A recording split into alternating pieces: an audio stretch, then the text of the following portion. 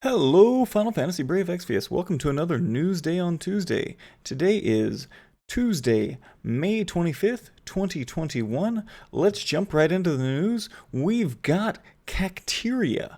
The Kaktiria is the new global exclusive breaker unit. We didn't know what kind of breaker she will be, but we do know a little bit about her. And she's also coming with Kalmia, one of our skipped story units. All right, so the banner looks pretty traditional. We get the shards, etc., etc. We get a lot of Lapis on board too, which is, if you go that far, I guess that's nice. All right, so let's just look Kaktiria, sorry. So she's a debuffer and buffer in her regular form. And in her Brave Shift form, she kind of looks like a Gundam. And she is a debuffer and magic DPS. Looks to be a water LB damage finisher. Looks to be. So that's pretty crazy. All right. She is a true Brave Shift. So what that means is she can Brave Shift back and forth every single turn, willy-nilly, just no rules. All right.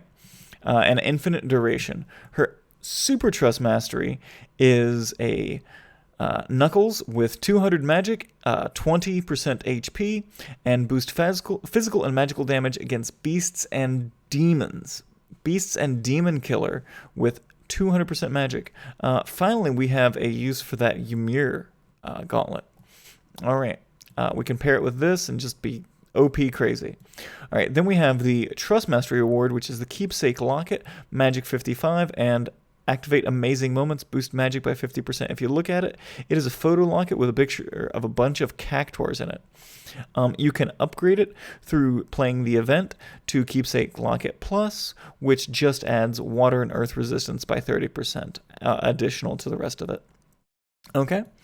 The vision card we'll go over in a minute. Her featured standard abilities are Thorny Teamwork, which is boost magic by 250%, and then water and earth resistance by 150% for all allies. So that's really nice magic buff.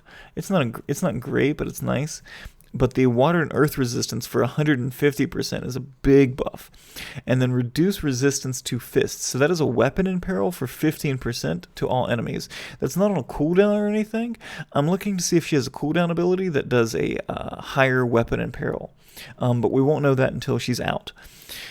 She has Cactus Break, which is a cooldown ability, which is an enemy AoE, attack, defense, magic, and spirit break for 85%, but it is also a water and earth resistance break, or imperil, of 130%, and that's to all enemies. It's not a stellar break, but it is keeping with the meta, at least, of most AoE units.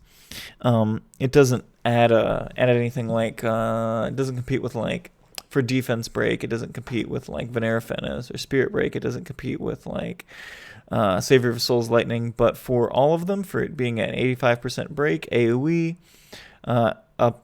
combined with an apparel, it's pretty nice. Again, we have to see her whole kit. All right, then her Brave Shift is add water element to her own physical attack. Okay, so I'm guessing that she's she needs that water element added. So if you add fire or whatever, she becomes, a fire damage DPS, or LB damage DPS. So she's an LB damage DPS, but she needs elemental imbue is what I'm seeing here. So and then boost water damage of LB abilities and magic to caster by 20%. And deal magic damage to all enemies. So not only is it a buff, but it also deals damage. And then her Magnus ability is only one use per battle, but it deals fixed damage to all enemies. Remove some positive status effects, so that is the perfect dispel. Reduce attack and magic by 90%, that's great. And defense and spirit by 85% for all enemies. That's pretty nice. Kalmia, I basically feel like skipping because she has almost nothing redeeming about her. She has a staff with 162 spirit. She restores HP and MP every turn. And the MP is 12%, and the and reduces MP consumed by abilities by 20%. So if you have a really, really, really mana hungry unit, you could throw her STMR on them, but otherwise, her Trust Mastery award is boost HP and Spirit by 30%, and LB gauge fill rate, and fill LB gauge every turn by very small amounts. All right, her hospital wall, her abilities are basically like HP, barrier, restore, apply regen to the team. She can cure zombie to one ally. So she is only the second, really third unit that we have in the game that can cure zombie. So that's kind of cool. But we really haven't seen zombie coming from many bosses, so it's kind of irrelevant.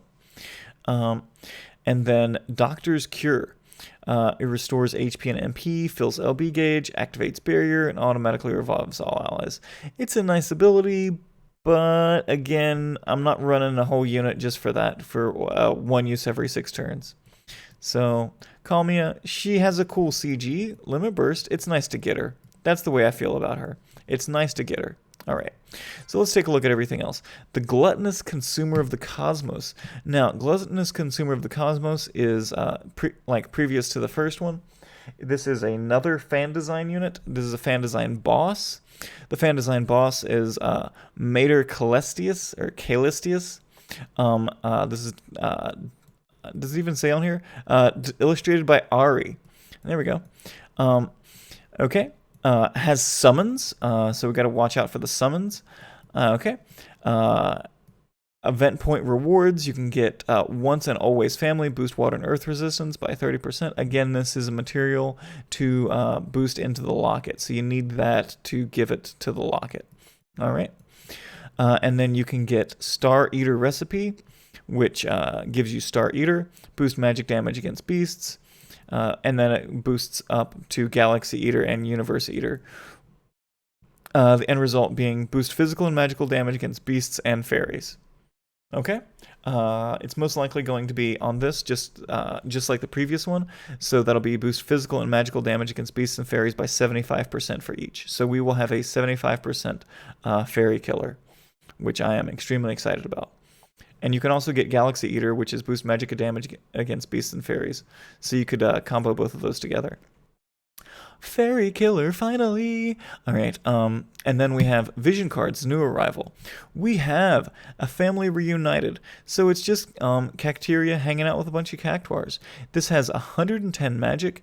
This has 70% magic buff when equipped with fists, and an additional 50% magic. So it has a flat 110 magic, and then if you're equipped with fists, it gives you 170 magic. Literally crazy. I mean, I'm sorry, 120%. Geez, 170. 120% magic when equipped with fists, and 110 magic flat for just equipping the card. Really good vision card for her. All right, then we got A Trust the Future coming again. I stayed up a little late to do this news, so you might be able to hear me yawn a little bit. We've got Dark Visions. Dark Visions is coming out again, so good luck to anybody that's competing against Dark Visions there. There's no real changes to the news on this Dark Visions other than telling you what the bosses are. All right. The unit intro quest for Kaktiria, same as it always was. Use the character's skills and abilities. Great, love it. Story continues. So if you're following along with the story, or you just like hitting the skip button, we can get some more Lapis and finally find out what's happening near the end of Season 3. Alright. The rookie panel quests is changing for new players, so if you're a new player logging in, they're just buffing up how the game plays a little bit. Again, this does not apply to people who have been playing for a very long time, but for people who are just starting their game for the first time, there are improvements to how the game plays out and rewards you. The Dark Visions login bonus, we're getting some of those Dark Visions tickets. Good luck for anybody that might be using those Dark Visions tickets to hopefully pull for some units. We have the Kaktiria Treasure Summon. This is the $12 or $13 summon. I have done almost every single one of these and never gotten a single Neo Vision off of any of them, so I'm thinking of stopping completely. Alright. And then we've got the Fountain of Lapis, always worth picking up. Definitely always get the Fountain of Lapis. It's the Minnow's Guide to Gaming. All right, and then the Exchange Shop. The Exchange Shop, you can get Kaktiria Fragments, Kalmia. You can get the Elephant's Dress, Heliolite, which I actually think is a great accessory, and STMR. The Chic Summer Hat, and Here's Val Earth. And what else? Thick as Thorns login bonus. That's hilarious. You can get Springtime Beret, which is a hat that was released with Kalmia on her event, but since they're just skipping her event completely, they're giving us the hat at least through a login reward. MP 100, Defense 32, Spirit 48, and Nullify Blind and Sleep. And then we get the fragments and everything from logging in. No Kalmia fragments, though. That's actually pretty crazy. Just all Kaktiria. Oh, wait, that's right. You wouldn't get Kalmia fragments because she's not a Neophysian. Duh. Okay. And then it's maintenance. That's the news for this week. Thanks, everybody, for hanging out. Much love and peace.